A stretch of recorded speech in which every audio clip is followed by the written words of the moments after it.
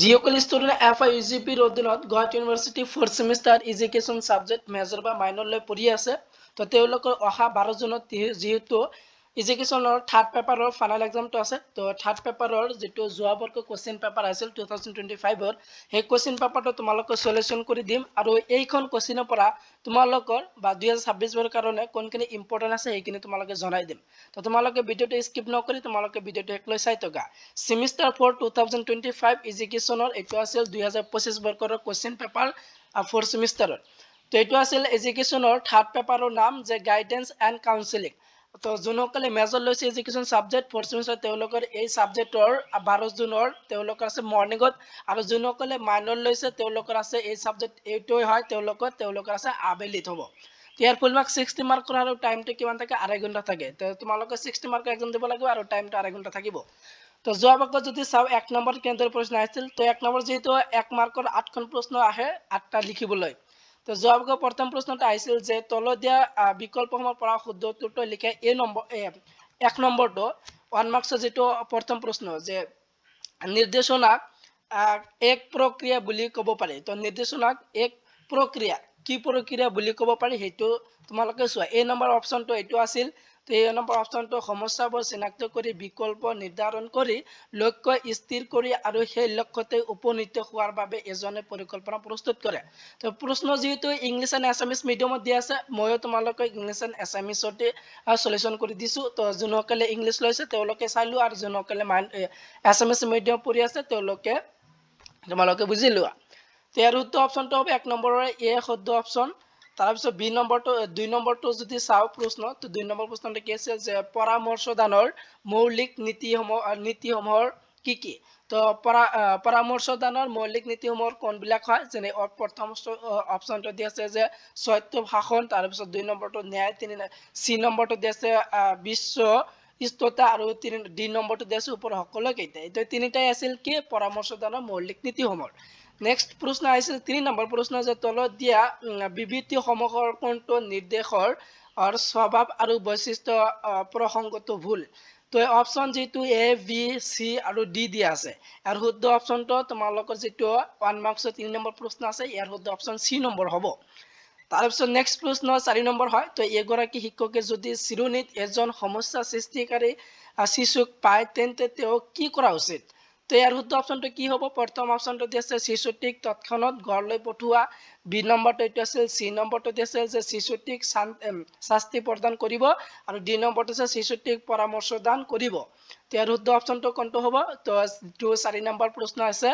তো সেইটো আছিল কি ডি নম্বৰটো তাৰপিছত 5 নম্বৰ 1 মাৰ্কছৰ 5 নম্বৰ প্ৰশ্ন মৌখিক নিৰ্দেশনা কোন ক্ষেত্ৰত কম প্ৰভাৱশালী তো প্ৰথম অপচনটো এইটো দি আছিল দ্বিতীয় নম্বৰটো আছে কৌশলসমূহৰ শিক্ষা দিয়া আৰু শুদ্ধ অপচনটো কোন হ'ব কি হ'ব 5 নম্বৰৰ বি নম্বৰটো যে কৌশলসমূহৰ শিক্ষা দিয়া তাৰপিছত নেক্সট প্ৰশ্ন যেহেতু এইটো আছিল কি 4th সেমিষ্টাৰ এডুকেশ্যনৰ থাৰ্ড পেপাৰ এইটো 2025 এৰ কোশ্চেন পেপাৰ 6 নম্বৰ প্ৰশ্ন এইটো তলৰ ভিতৰত কোনটো পৰামৰ্শদানৰ উপাদান নহয় তো এটা অপচন 4টা দি আছে তো কোনটো নহয় এই সি নম্বৰটো হবে আনসাৰ যে পেশাগত উন্নতি তাৰপিছত আহা যেটো 7 নম্বৰ প্ৰশ্ন যে শ্ৰেণীকোঠা পৰিসৰত কি যি ধৰণৰ পৰামৰ্শ দান কৰা হয় হিয়া হৈছে সম্প্ৰদায় পৰামৰ্শ না ব্যক্তিগত পৰামৰ্শ দান তাৰ সি নম্বৰটো দলীয় পৰামৰ্শ দান ওপৰৰ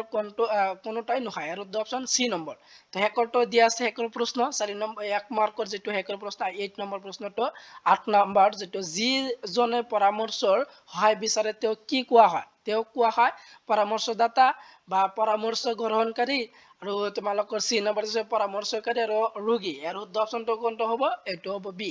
তো পৰামৰ্শ গ্ৰহণকাৰী তো 1 মাৰ্কছৰ কাৰণে যিকেইটা প্ৰশ্ন আহি গৈছে যোৱা বৰ্ষত তো সেইবিলাক গোটেইবিলাক চাবা তো গোটেইখিনি ইম্পৰ্টেন্ট আছে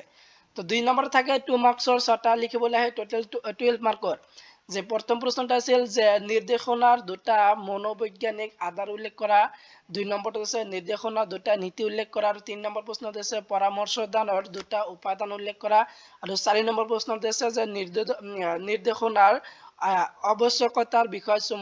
চুটিকৈ লিখা তো 1 2 3 আৰু 4 এই যে 2 মাৰ্কৰ 4টা প্ৰশ্ন আছে এই 4টাৰ আনসাৰ এতিয়া তোমালোকে চোৱা এই 4টা আনসাৰটো কি হ'ব সেইটো তোমালোকে চাই লোৱা তো প্ৰথম প্ৰশ্নৰ 1 নম্বৰ যেটো 1 মাৰ্কছৰ প্ৰশ্নৰ এটো আছিল আনসাৰ 2 নম্বৰ প্ৰশ্নৰ আনসাৰ এটো হ'ব যেটো 1 বুলি দিয়া আছে এটো 1 নহব এটো তোমালোক 2 মাৰ্কছ হ'ব তো প্ৰথম যেটো আছে 2 মাৰ্কৰ 1 নম্বৰ প্ৰশ্ন যে ব্যক্তিগত পাৰ্থক্য প্ৰতিজন শিক্ষাৰ্থীয়ে ক্ষমতা আৰু আগ্ৰহ ভিন্ন বুলি বুজি উঠা মানৱ আচৰণ আৰু বিকাশৰ অধ্যয়ন তাৰপিছত 2 নম্বৰটো দিছে যে নিৰ্দেশনা হৈছে এক অবৰিত তথা জীৱনজোৰা প্ৰক্ৰিয়া নিৰ্দেশনা সকলো ব্যক্তিৰ বাবে প্ৰযোজ্য কেৱল সমস্যাগ্ৰস্ত শিশুৰ বাবে নহয় তাৰপিছত নেক্সট প্ৰশ্ন দিছে তোমালোকৰ 3 নম্বৰ এইটো আৰু 4 নম্বৰ আছে এইটো তে চাৰিটা তোমালোকে স্ক্ৰিনশ্বট মাৰিব পাৰা তাৰপিছত নেক্সট প্ৰশ্ন 5 নম্বৰ এইটো হয় 2 মাৰ্কছৰ এইটো 5 নম্বৰ প্ৰশ্ন তাৰপিছত তোমালোকৰ 6 নম্বৰ হয় 2 মাৰ্কছৰ এইটো আছিল 6 নম্বৰ প্ৰশ্ন তাৰপিছত 7 নম্বৰ এইবিলাক আছে আনসাৰ 8 নম্বৰ আৰু 9 নম্বৰ আৰু 10 নম্বৰ তো তোমালোকৰ যেটো 2 মাৰ্কৰ 10 খন প্ৰশ্ন দিয়া থাকিব তাৰ ভিতৰত যিকোনো 6 খন লিখিব লাগে যদি পিডিএফটো লাগে তেনেহলে পিডিএফটো তোমালোক ডেসক্ৰিপচনত দিয়া আছে তাৰ পৰা তোমালোকে ডাউনলোড কৰি লবা তাৰপিছত আহা যে তোমালোকে 3 নম্বৰ প্ৰশ্ন কিনা থাকিব 3 নম্বৰ থাকিব 5 মাৰ্কৰ 4টা প্ৰশ্ন লিখিব টোটাল 20 মাৰ্কছৰ যে তলৰ প্ৰশ্নবোৰ পৰা যিকোনো 4টা প্ৰশ্নটো লিখা ইয়াৰ পৰা কোনটো ইম্পৰ্টেন্স এইটো চোৱা তো 2025 বৰ্ষৰ যেটো 5 মাৰ্কছৰ প্ৰশ্ন আহিছিল প্ৰথমটো আছিল নিৰ্দেশনা সেৱাত শিক্ষকৰ ভূমিকা উল্লেখ কৰা 2 নম্বৰটো আছিল যে পৰামৰ্শদানৰ নিৰ্দেশীয় বা প্ৰত্যক্ষ আৰু অনিদৰ্শীয় বা পৰোক্ষ দৃষ্টিকোণ বুলিলে কি বুজা 2 নম্বৰটো ইম্পৰ্টেন্ট আছে তাৰপিছত 3 নম্বৰ এক ভাল পৰামৰ্শদানৰ বৈশিষ্ট্য মানে কি ভেৰি ইম্পৰ্টেন্ট আছে 5 মাৰ্কৰ কাৰণে যেটো এডুকেশন থাৰ্ড পেপাৰ আছে 4th সেমিস্টাৰ তো 5 মাৰ্কৰ কাৰণে যেটো 2025 ৰ যেটো 3 নম্বৰ প্ৰশ্ন আছে ভেৰি ইম্পৰ্টেন্ট আছে এটো যে ভাল পৰামৰ্শদানৰ বৈশিষ্ট্যৰ বিষয় লিখা তাৰপিছত দিছে নিৰ্দেশনা বিভিন্ন সজুলিসমূহ কি আছিল তাৰপিছত নিৰ্দেশনা আৰু পৰামৰ্শদানৰ মাজৰ পাৰ্থক্যসমূহ লিখা ভেৰি ইম্পৰ্টেন্ট আছে তোমাৰ যেটো 3 নম্বৰ আৰু 5 নম্বৰটো ইম্পৰ্টেন্ট তাৰপিছত নেক্সট আছে 6 নম্বৰ তাৰপিছত 7 নম্বৰ 8 নম্বৰ তো এইখিনি আছিল কি 5 মাৰ্কছৰ তো 5 মাৰ্কছৰ কাৰণে তোমালোকৰ 8 নম্বৰটো শিকিবা তাৰপিছত তোমালোকে 5 নম্বৰ আৰু 2 নম্বৰ এই তিনিটা শিকিলে তোমালোকে 5 মাৰ্কছৰ ইয়াৰ পৰা কমন পাবা তাৰপিছত আহা যে 4 নম্বৰ কিমান থাকে answer any two from the following question 10 into 2 equal 20 তো 4 নম্বৰ থাকিব 10 মাৰ্কৰ প্ৰশ্ন টোটাল 20 মাৰ্কছ আহিব দুটা প্ৰশ্ন লিখিব লাগে তে প্ৰথম প্ৰশ্নটো কি আছিল যে নিৰ্দেশনাৰ মনোবৈজ্ঞানিক আৰু সমাজতান্ত্ৰিক অৱদানসমূহৰ ওপৰত আলোকপাত কৰা তো এইটো ইম্পৰ্টেন্ট আছে 10 মাৰ্কৰ কাৰণে এইটো শিকিবা তোমালোকে তাৰপিছত 2 নম্বৰটো আছে ব্যক্তিগত নিৰ্দেশনা কি ব্যক্তিগত নিৰ্দেশনা আৱশ্যকতাৰ বিষয়ে আলোচনা কৰা 3 নম্বৰটো আছিল বিত্তীয় নিৰ্দেশনাৰ অৰ্থ আৰু আৱশ্যকতাৰ বিষয়ে বহলাই লিখা প্ৰভাৱশালী পৰামৰ্শদানৰ বাবে প্ৰয়োজনীয় দক্ষতাসমূহৰ বিষয়ে আলোচনা কৰা 5 নম্বৰটো এইটো আছিল নিৰ্দেশনা প্ৰদানকাৰী বা পৰামৰ্শদাতাৰ ৰূপত এগৰাকী শিক্ষকে সন্মুখীন হ'ব প্ৰত্যাহ্বান আৰু কাৰ্যক্ৰমৰ বিষয়ে লিখা তো 5 নম্বৰটো আছে ইম্পৰ্টেন্ট 10 মাৰ্কৰ কাৰণে 5 নম্বৰ আৰু যেটো প্ৰথম 1 নম্বৰ তো 1 নম্বৰটো ইম্পৰ্টেন্ট আছে তো 10 মাৰ্কৰ কাৰণে দুটা শিকিবা তো এইটো আছিল কি এডুকেশনৰ 4th সেমিস্টাৰৰ থাৰ্ড পেপাৰৰ 2025 ৰ কোশ্চেন পেপাৰ এইখন পেপাৰৰ জুনকালে মেজৰ লৈছে তেওঁলোকৰ 12 জুনত মৰ্নিং পেপাৰ জুনকালে মাইনৰ লৈছে তেওঁলোকৰ যেটো এটাই পেপাৰ তেওঁলোকৰ এইটো আবেলিত হ'ব তো তোমালোকে এই প্ৰশ্নখিনি চাবা তো ইয়াৰ পৰা বহুত প্ৰশ্ন তোমালোকে কমন পাবা তো ভিডিওটো মানে আছিল ভিডিওটো শেষ লৈ চাই থকাৰ বাবে তোমালোকক সকলোকক ধন্যবাদ